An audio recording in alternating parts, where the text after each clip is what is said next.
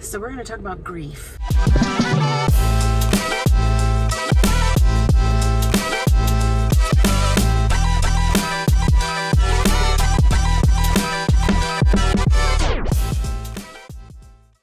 There are so many different types of grief, and I never realized that until I started going through my own grief.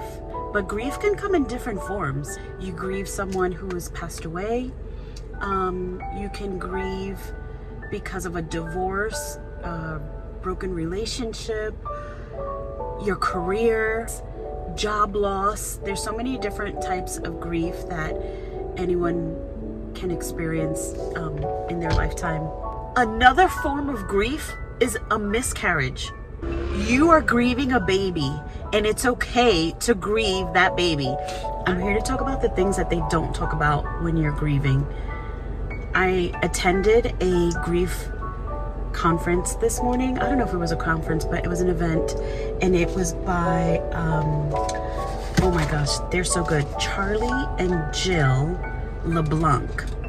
And I will leave their information in the description below because they were really good, and they said some things that I was thinking as it pertains to grief, and it was healing to hear somebody else say it, and you don't feel all weird and whatever as a person who lives with grief.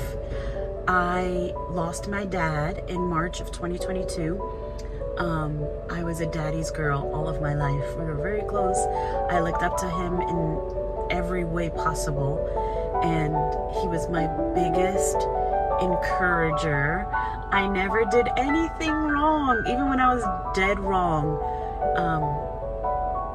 he still managed to pull out the good in me. And so when I lost him, I did it was hard. He was sick for a year. That story can be in another video, but I just wanted to focus on the process of grief, because when my dad first passed away, I was looking for content about grief. Like, tell me what grief is, how long does it last, what does it look like? And there wasn't really a lot of information out there. And so yeah, I just want to share my journey and what I've gone through, and hopefully it'll help you or someone you know that is dealing with grief. It just helps cope with grief. And I have some notes written down, so if I look down, it's because I'm just referring to some of the notes that I took. But the price you pay for love is grief. I've heard that so many times. I don't even know if it's a quote. So if it's a quote, forgive me for not knowing who originally said it, but the price of love is grief. And you grieve so hard for someone because you've loved them so deeply. In my experience, we have been a close-knit family. I have an older brother, just me and my brother. He's married with children. I'm married with children. My mom had 10 brothers and sisters, and we were just a family that always got together. And my dad was the one to bring the family together. And since my dad has passed away, I wouldn't say our family has fallen apart. I would just say that we're all grieving in our own different ways. A lot of my cousins saw my dad as their second dad. And because my dad had such a hard upbringing in life, his parents died at a young age. He was a bum on the streets of New York, literally a bum on the streets of New York, addicted to heroin and every drug you can imagine. And so when God saved him and he started his own family was so important to him. And that had always been instilled in me, how important family is. And so when my dad left, our family dynamic, we still haven't figured it out. We haven't really gotten together like we used to. It's just different. Like, grief changes you. I remember when my dad first passed away. I might get emotional, so forgive me. I remember when my dad first passed away, we knew he was going to pass because he had been sick the whole year prior. And so I feel like God prepared me a year in advance. And as crazy as this seems, but my husband is my witness, because I told him on Father's Day, the year before my dad passed away, I had my time with the Lord, and God told me, this is going to be your last Father's Day with your dad. And I remember in that moment weeping at the realization and hoping I heard God wrong. Like I've heard God wrong so many times, not that he was wrong, but I just did my own thing. So I'm like, maybe this is one of those times that, you know, I'm just being overly emotional, whatever. But I did share it with my husband, and I remember my husband telling me, then make the most of this year. And the following year, after that revelation, my dad got sick. He got sick and sicker and sicker and sicker. Anyway, so when he did pass, I remember instantly feeling different, in the sense that for a minute, like the world stopped, but it didn't. But you feel stuck in that time, in that moment. And my husband was there. My whole family was at the hospital when we got the news that, you know, he was on life support, and then they finally unplugged him, and it was within minutes that he actually passed. But the minutes after that, my mom is wailing in the room with her siblings and, you know, her support system. But I remember them taking me outside to this little patio area right outside the hospital.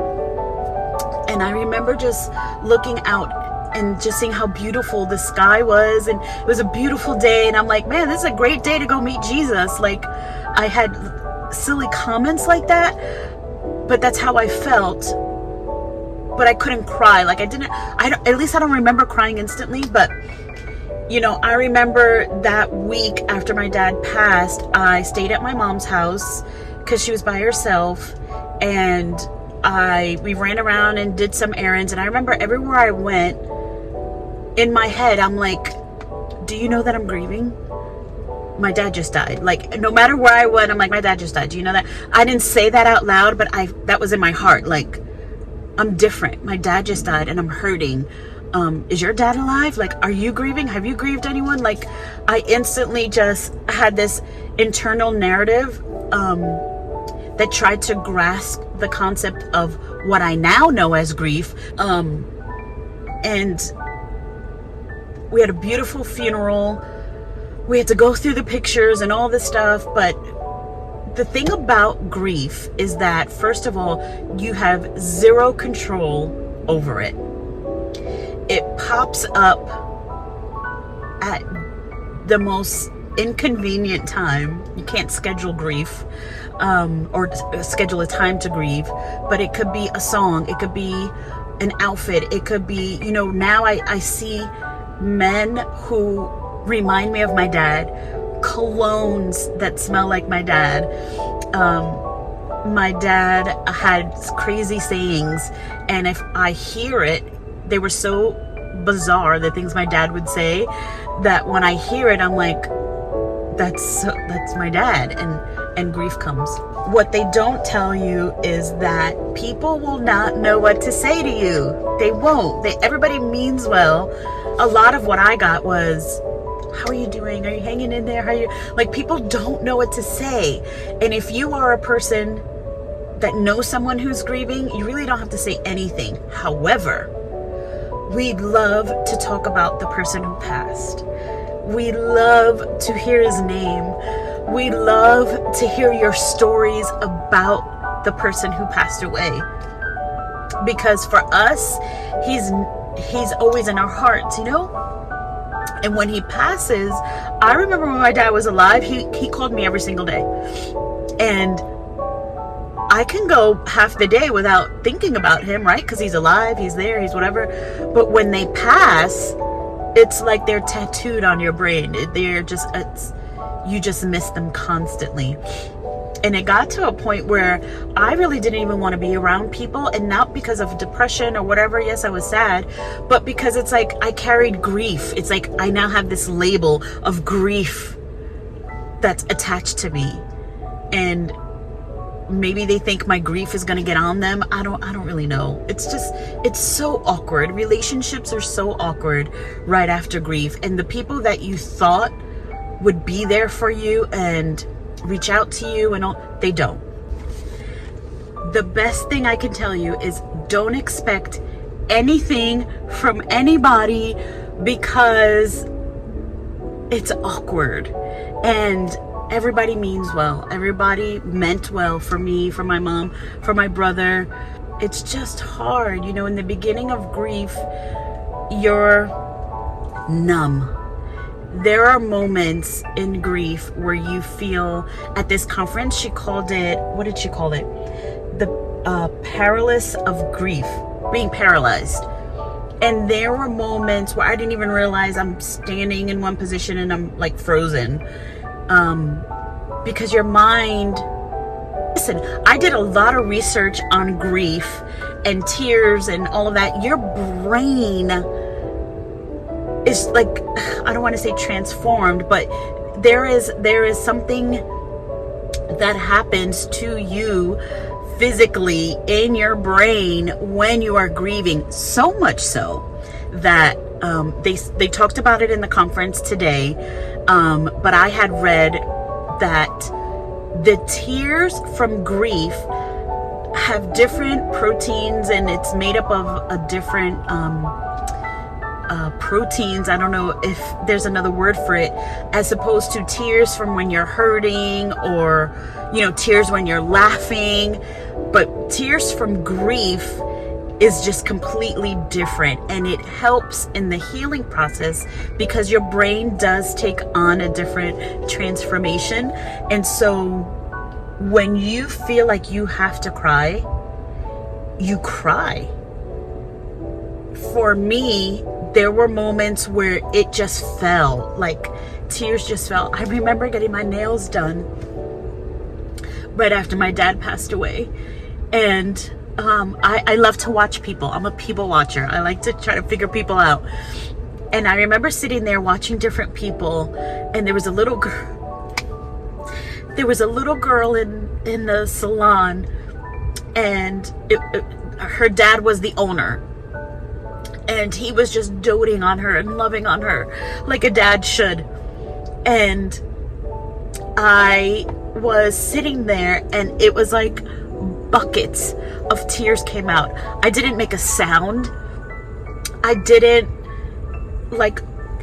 pull away from her doing my nails. You know, I was just like frozen there, and it was just coming down. And in that moment, I felt like shouting to this dad, like, you're doing a great job. Like, she was little. She was like 2 years old. I was like, she may not thank you, but thank you for being a good dad, because many of you know, good dads are hard to find, and I had a good one. And this guy in the salon was good in the moment anyway. And it just made me so sad. And that's how grief is. I remember, I won't mention the family member, but I remember a family member making potato salad, and my dad is known for his potato salad. And I didn't eat potato salad for a year after my dad passed. I think I just recently started eating it, because when this person made potato salad, it tasted like rotten eggs in my mouth. Like, it was so foul. It was like soap and rotten eggs. And I'm sure it was delicious, because everybody there said it was delicious. But to me, it didn't. So, like, even your taste buds deceive you. When you're grieving, you have to allow yourself the time to grieve. Time doesn't exist in the land of grief. My dad, not that I was gonna say we just celebrated 2 years. We didn't celebrate 2 years. We celebrate that he's with Jesus, yes, but we're still sad. But in March made 2 years, and there's days where it feels like I'm back at the hospital, and I just got the news that he passed. Like, there's no more breath in him. There's no whatever. I don't even know what they said, to be honest. And that's how grief is. And then you'll have people, family members even, Are you still grieving your dad? When are you going to get over this? You need to move forward. You know, these are things, and they don't mean to be hurtful. At least that's what I tell myself. They don't mean to be hurtful, but it is piercing. It is piercing, because unless you have grieved, you do not know the pain, the depth of pain that you feel internally. It is a physical pain. And I'm grieving my dad. I can't imagine people who grieve children or a spouse, miscarriages. When you are grieving, you have to give yourself time to cry, to let it out, to feel. If it's anger that you feel that anger. You know, to this day, when I grieve, I am a believer. I'm a born-again Christian. I believe in Jesus Christ crucified, rose again on the third day. I believe in the Holy Spirit. Every time I would be weeping over my dad and grieving, just like if you ever grieved before, there's different types. There's a little bit of crying. There's where you can't stand up crying. You're on your knees, you're on your face, you're crying, you're just really grieving. And for me, I would thank God. I would thank God for such a great dad, that he loved me so much to give me my dad. And I would just thank God. And you know, the Bible talks about how, you know, Jesus had to go back to heaven when he was on earth. He had to go back so that he can send us the comforter. So Jesus has sent us a comforter. And the Bible talks about blessed are those who weep, for they will be comforted. And you will never know how God can comfort you unless you have grieved. You know, I'm sure everyone has felt God's comfort here and there, but when you grieve, that's a whole different comfort. And when I would grieve, it would turn into like this Thanksgiving, like just thank you, God, just being so thankful. And my grief turned into a time of refreshing. Like when I would stand up and walk away and, wash my face or get on with my life, I would be thinking, gosh, I feel so good. Like, it's so crazy. But the moment after the grief is such a wonderful feeling. If you're a believer, if you know that there's someone that is comforting you, that is there with you, like God is there with me every step of the way. There have been so many times after my dad passed away, that different verses about how God reminds us that he's always with us, he never leaves us, and all those popped up on my For You page on TikTok and Facebook, and in devotionals and on a Sunday morning, and about God always being with me. And that I didn't feel the truth of that until my dad passed away. And so if you are grieving, grieve. It's okay to grieve. You're not weird. It will probably last the rest of your life, but it's less painful. I will never not miss my dad. I will never not be sad over my dad not being alive on this earth. But I have hope, because I know that I'm going to see him when I get to heaven. I have a hope in Christ that I will see my dad again. So my biggest advice to you, if you're grieving, is cry. Be angry. Let those emotions out. Do not suppress them, because they're coming out whether you want them to or not. You suppress them, they will come out in other ways. It will affect your health. And find some safe friends. It may not be, when you're grieving, it may not be the same group of friends or family members that you used to hang out with. You may need to find some new ones. Pray. I asked God to send me some new friendships, and he did. And I am 47, married 26 years, 2 boys, 2 children, and I've got a good 3 now best girlfriends, not including my 2 sister-in-laws. So that's more. So my two sister-in-laws are amazing. They're incredible, and they helped me through my grief. But outside of them, and my mom, of course, God gave me 3 good best friends, and they weren't in my original. They came after the fact. And reach out. You know, I know sometimes sadness, depression, whatever you want to call it, can look like weakness, but it's an emotion, and God gave us emotions. It's what we do with those emotions that matter. So don't be afraid or ashamed of your emotions. Deal with it. I hope you guys have a blessed day, and if you are grieving, hang in there. Tomorrow's a better day. Keep your head up and share your story. If you're grieving, share your story. People are not sharing what they're going through when they're grieving. Share. There's somebody else who needs to hear your story that will help them heal. When I hear people's story, it helps me heal a little bit. You know, I'll never be fully healed until I'm in heaven, whether it's with grief or whatever. There's always something going on, right? But if you share your story and what God is doing in your life, you're going to make a difference for someone else. So, hope you enjoy the rest of your day.